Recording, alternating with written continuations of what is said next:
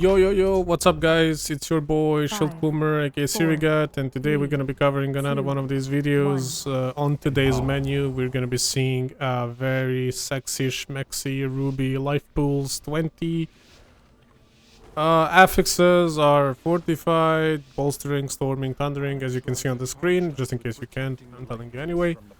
Also, this was after that like update with nameplates and stuff, so for some reason you can see health, like health of the people and stuff. I'm still working on a way to fix that. I don't know, I can't find the playthrough profiles and stuff, but I'll figure it out. It's annoying anyway.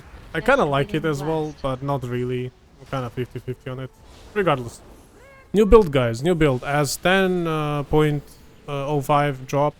We're playing a new build. You will see the talent tree after the first boss, so I will talk a little bit about it when that happens, because I will open the tree and I will let you guys see it, and I will also freeze the video to talk about it a little bit.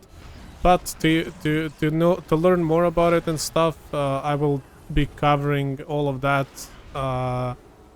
in a separate video where I will just be focusing on a build and why certain talents are good, for what situations you want to be taking them, and so on and so on. I'm still kind of like gathering data as, for that as well, since the build is still new, you know, and I want to make a guide only after I have tried a couple of different builds and a couple of different scenarios and stuff like that. You know, I don't want to just rush a build quickly for you guys and then it ends up like not being that good. But as you can see, right now this is actually pretty viable and pretty good. I really like it. We are really strong right now, and the spec has been most fun that I have ever played it, and honestly my favorite spec of maybe like everything I've played so far, which is a lot of different specs in a lot of different expansions as well. Actually, I say a lot of different expansions. That's not really true. I've played only like five total expansions, but not on retail though. Some I've played on private servers, some I've played in classic and stuff, but this spec by far, I love the way this plays right now. So basically the gist of it is your Mindbender gets reduced cooldown. Since you go full right side, you want to utilize the talent which gives you cleave on the Mindbender whenever you cast Mind Blast and Shadow Word Death. So basically every time you pop Mindbender, what you want to make sure you're doing is you want to cast Schism if you have it. If you don't, it's not a big deal. But obviously every time you cast Schism, your spells are going to be buffed, so you kind of want to try and, you know, keep that uptime of Schism high, at least in keys, unless you're keeping it for a specific reason, you know, for like a burst of damage or burst of heal that you know you will need. But either way, for the most time you want to be casting it. Purge the Wicked has gained insane value, but do keep in mind that Purge the Wicked now expires very easily on your targets, so because you're casting like Ice Shield. Because Mind Blast and Shadow Word Death now consume Purge the Wicked, because Expiation, it's a talent that we're playing right now, right before Twilight Equilibrium. So you want to make sure that you're tracking it. You want to make sure you can easily see when your dots are expiring. I'm still kind of setting up my UI to do that. Obviously you're gonna be spreading it with penance, so you might as well like switch targets a little bit and stuff, because your things are gonna cleave anyway. This is, by the way, like an AoE build, so we will see next week how good it will be on Tyrannical week. I will probably try it out, but I have a feeling I might switch to a higher HPS build. There's like an alternative build which is still just as strong, but instead of grabbing like all the things on the right side, it only dips on the right side until like Shadow Covenant, and then you go left side like we used to before, and you play like that buffed penance. We will see though, we will see. Maybe this build is capable of going far. I really like it, I enjoy playing it. And as I said, like the whole gist of it is you put your Mindbenders out, and then you use your things that basically make Mindbender cleave, which is Mind Blast and Shadow Word Death. And in between Mind Blasts and Shadow Word Deaths, so don't be putting Mindbender and then Mind Blast, Shadow Word Death. No, that's not how we do it. You put your Mindbender, then you want to you can like either Schism, or you can do other things as well, but you know, Schism is good because it buffs everything you cast afterwards. So what I like to do is I Schism, I Purge the Wicked, I Mind Blast, I Purge the Wicked again, or Penance, or Divine Star, depending on... It depends on the sequence, depends what I have available, depends if there's like AoE situation or not. But basically you want to alternate between Shadow and Holy Covenants, or rather trees. So basically, Purge the Wicked is your main holy, like holy spell, together with Smite. And you can never run out of these, they're infinite, you can just keep spamming them. But you do have to be careful with your shadow spells, because you only have a couple of them, right? You will have like a Mind Blast, and then you can Smite, and then you can Shadow Word that, and then you can Smite or Purge the Wicked if the dot is expiring, because don't forget, now these spells are consuming Purge the Wicked, so you need to be renewing it, right? So you want to be casting it way more often. And also don't forget that it also gets buffed by the shadow spells, so you know you want to keep that like buffed version of it on the targets. And then you want to Mind Blast again, and then you want to like use your fillers. Then you can pop a Shadow Covenant to use your Dark Shadow Star or Dark Penance as your shadow filler. Okay? Does that make sense, guys? I will talk more about this, as I said, on the guide video that I make. I will make guide videos as soon as I feel like I know enough details about the build to kind of like actually give you guys some useful information. But basically that's the gist of it. Super fun build, guys. This right now this spec is really fun to play, and on top of that it's really strong. The damage we deal is insane. I don't know if it's on par with Evokers, I'm not sure, but as you can see, as of now I'm doing like almost 25k DPS, and my gear isn't even that impressive. My trinkets are dog water poop, and I'm sure there's more gear optimizations I can make. And I don't have Forset, by the way. I still don't have Forset, guys. I am the unluckiest man alive. It's just not dropping. I'm not getting it involved, I'm not getting it anywhere. And now that the Catalyst dropped, I will definitely have it next week. I'm just waiting to see which parts I will convert, and I'm waiting for the next vault, but I will have it next week, so I can finally play this spec, you know, in its full glory. But as of now, I'm still a 2-set Andy. It's honestly embarrassing, but it is what it is. And, you know, I'm not gonna run LFR 4-set because, you know, it's not really worth losing the eye level. At least I don't think so. I haven't run it myself, but I don't think it's worth dropping that many eye levels for it. Anyway, let's focus on this. So basically, Whelps are the great point where you can be casting Mindbender. The only problem with that is that the Whelps is also the point where you need to be doing a lot of healing. Now, I do want to say that Radiance got buffed really hard, guys. So Radiance now is a very valuable cast that shouldn't be cast all willy-nilly. Radiance is not just Atonement Applier. It hasn't been for a while, but it's not just something you cast to apply Atonement. If you just want to apply Atonement, you can simply like spread it with either your heal. So basically you can shield one, heal another one, and that's 3 out of 5, and then you can like renew, or renew heal, or heal and then shield again. There's basically a lot of ways to do it. Regardless, like Radiance is a very strong AoE heal. It's not just a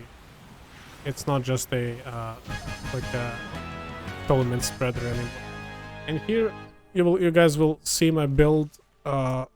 Definitely encourage you to try it out. It's super strong. Shout out to obviously Priest Discord. I mean, if you're not in Priest Discord, I'd suggest joining. I mean, it's probably the best place to learn about the spec. There's obviously a lot of individual guides, but this is kind of like a community coming together, and a lot of like top Priest players are like doing all the sims and you know, making these builds and stuff. And this is, when I tried to make the build myself, I came up with something very similar, so that kind of like gives me like a very strong, you know, sense of security in this build. And as you can see, like we're going fully right side. We're good. This is full DPS, fully like utilized for damage dealing, especially in AoE scenarios kind of build. You can see we're not playing mind games anymore. Right now we're playing Void Tendrils. We're playing like the snare effect with the removal of snare effect with the fade, which actually I don't think I should have played here. I should have played Mass Dispel, cast reduction, because in this dungeon in particular there's actually things to Mass Dispel, so I should have played that. That was my mistake, because I just copied the build and I wasn't thinking. Always before you start keys nowadays, always check your build. It's free to change it. Thank God. Thank you, Blizzard, finally. These talent trees are honestly the best thing they've changed about this game in a while. It's so good. But as you can see, this is the build. It's really good. It's really strong. It lacks a little bit of healing, but the damage it provides is insane. It basically doubled our damage. Right now, I think we deal the most damage out of all healers. I don't think druids or evokers can do like 30k overall. Correct me if I'm wrong, guys. Correct me if I'm wrong. I hope. I really like when you guys tell me things I don't know. So leave a comment. I would love, because I'm a healer, so I never get to see what other healers do. I'm not one of those guys that kind of like just like looks what others are doing all the time and stuff. I wish I was a little bit, but honestly I'm quite busy and I'm also trying to do like my own things and stuff. So I don't know how much they're doing. I would love to be proven wrong. I don't think they can do 30k though. I don't think they simply have enough like time to do that much. I'm at least on my evoker I haven't come even close to 30k, but my evoker is pretty undergeared, you know. I would love to see like a cracked up like 218 like 418 eye level or something evoker and look at their damage to see kind of how they do. I'm sure as I get more cased I'll be doing even more damage, because this is honestly really insane. And in this dungeon I'm not even performing that well, because this is my first dungeon with this build and I'm doing like a key which I'm not 100% comfortable with, because I've been kind of like avoiding this key a little bit. Nobody wants to invite priests to Ruby, at least this is my key. Like I've mostly been doing my keys because nobody wants to invite priests nowadays. Everybody wants druids and evokers, so a little bit sad, but yeah. And you can see here, so this is probably the hardest part of this dungeon. These infernals plus living bombs together with these casts. There was nothing I could have done to save that guy. It's simply like a case of okay, I don't like to say there's nothing I could have done to save that guy. I could have seen he was being targeted, and then I could have simply paint supped him and dropped the barrier, and maybe he lives. But honestly, I just didn't see. I was too busy healing the infernal and stuff, so... You know, you can always do something. I don't like when, you know, I hate the idea that, like, there's nothing you can do. That's such, like, BS, and it's very rarely true. The thing is just sometimes it's not reasonable to expect of someone to consistently do things like that. You know, these are plays that you can make, but you know, you shouldn't be expecting this like from anyone all the time. You know, this is why it's important to have a weak aura. If you're a healer and you're pushing high keys, honestly, if you're a DPS as well, you should probably know this even more, to be honest, for your personal usage. But you should definitely have a weak aura that shows you who is targeted by what. And you can see that in the middle of my raid frames. So if you look on the left, or rather party frames in this case, if you look on the left, whenever these guys are targeted by something, it shows the icon on the middle. And as you play more keys, you will learn to kind of watch it, and then you will learn to, you know, get better at kind of like recognizing who's in danger and who's not, and who can scalp and stuff like that. Oh yeah, I've also gotten the, finally gotten the global CD cast weak aura. You can see it on top where you can see my global casts. Unfortunately, it's a little bit wonky sometimes. It shows like penance is like 6 casts instead of 1, because it shows every individual bolt as a cast and stuff like that. It's not really the greatest, but it will do the job, so I'm leaving it. One thing I want to say about this new build is that Rupture has lost significant value as a cast, in my opinion at least. It's still a good cast. You should definitely use it, and it covers it does, I mean, what shields do, right? It prevents damage from initially happening, and then it gives you more time to react with the heals. So instead of, when this AoE happens, instead of starting with everybody at like 30% HP, you actually just start with everybody at like 90%, and then you just need to keep them topped up and leveled, which is much easier, right? So of course it's still a great button to press, and it's still such a strong cooldown that we don't have a better healing cooldown, so I mean, it's the best we got. But it's not... Before, the Rupture was like this huge like spell to press with the previous build. I'm talking like the one that went full left side, where you would be spamming these shields because they were getting 30% buff plus crit buff plus a 4 set buff plus buffing from like other things. Like I don't know, there was like a bunch of talents there that buff your shields, so your shields were actually huge. But now we don't have all of that, so shields are just something you use as basically previous expansion. You just want to shield people that you know are gonna be in danger, and then you basically cover them with shields. And here I was a little bit behind, so obviously this pack is gonna be trickier. You guys will see, like, we'll be completely fine here. And then there's Radiance, and you're just casting like your Mindbender, and then you want to do the sequence we talked about. As you can see, Mind Blast, Smite, Mind Blast, Purge the Wicked, Shadow Word Death. Why am I not casting Shadow Word Death? Oh, because I think I'm gonna die if I do, right, because it deals damage to me as well, right? So I was probably playing it safe. But as you can see, like, this is the sequence we cast, and as you can see, big damage, big healing, everything is under control. Really fun spec at the moment. Really good. Really, what I really like about this new disc is the flow of the gameplay. Feels the best it has ever felt. I just feel like there's constantly optimizations to do. I constantly have to like look and think about what I'm casting, and it is a little bit tiring, I'm not gonna lie, especially when you have like Evoker that just presses like 3 buttons and heals everyone. Obviously Evoker is also complicated in its own way. I mean, I will show you guys some Evoker keys when I get my Evoker up to pace, when I feel like I'm satisfied with where he's at, you know, with his gear and stuff.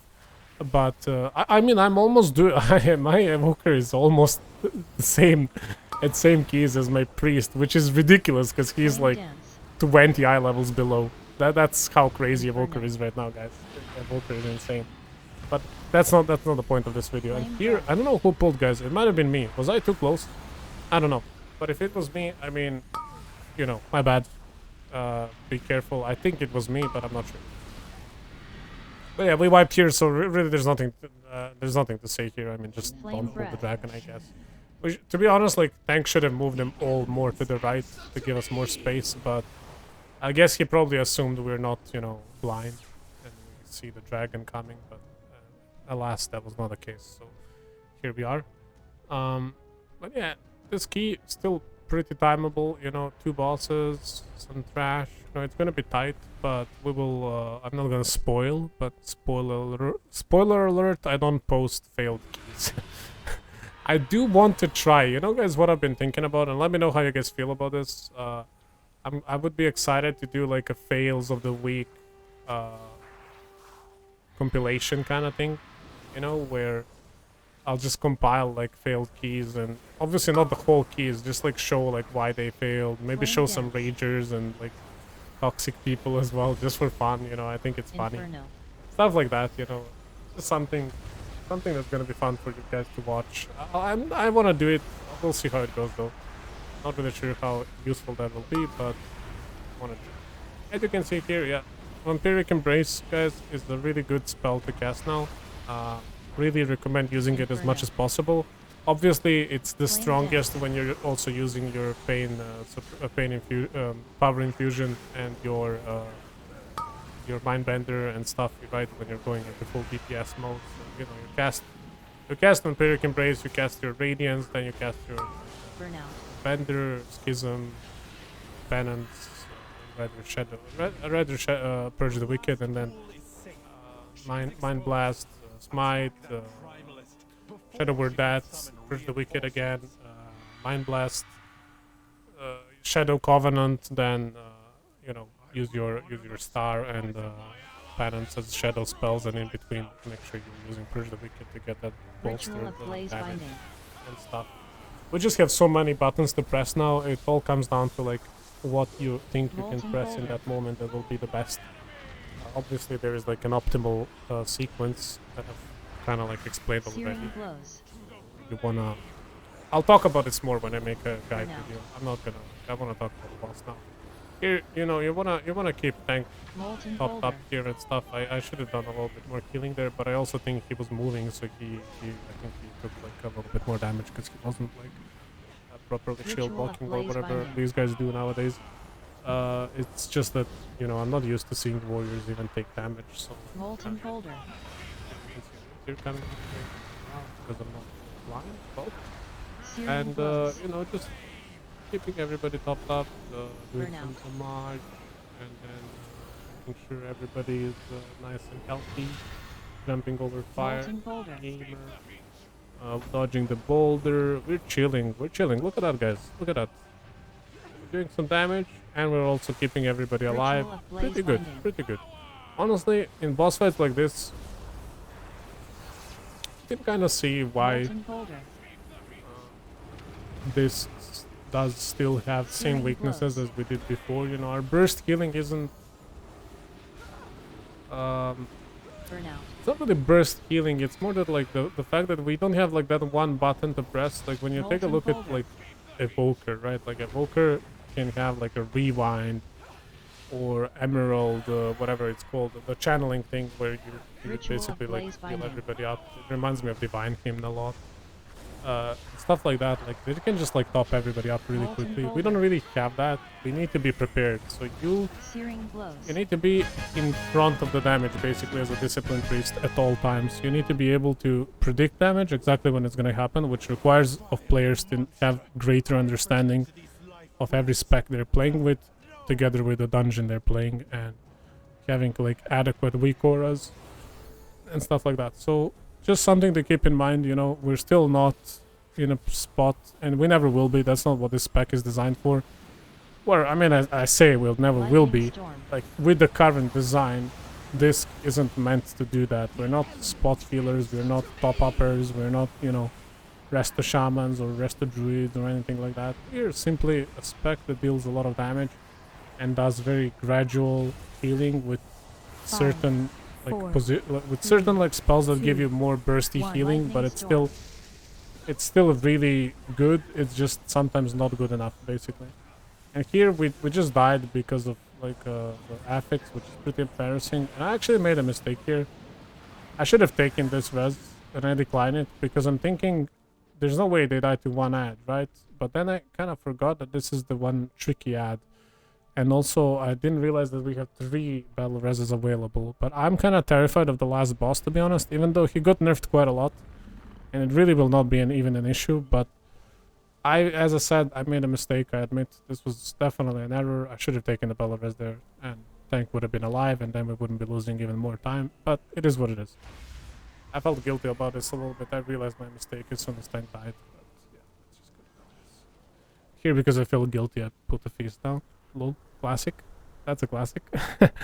No, that's not really true. I wanted food. Now I got the food enchant, so I don't care really about it that much. I eat like once every 4 keys.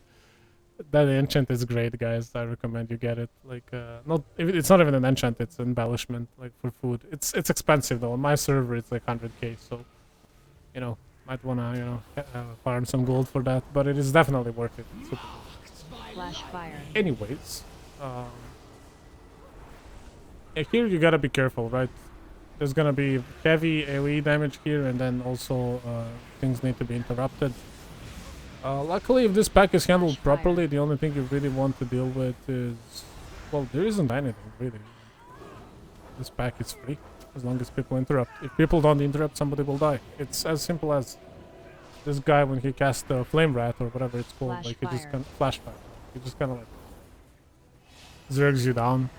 You can keep somebody alive through that with like paints up and stuff, but I don't think that thing should ever go through. Flash There's fire. like maybe if you do like a double pull or something, but yeah, as you can see, like it's pretty scary. It does like Lightning storm. 25% of your HP in one tick, and that's unbolstered, so you gotta be careful. You can see here, this is a very heavy Flash fire. damage kind of situation. Really gotta be careful there.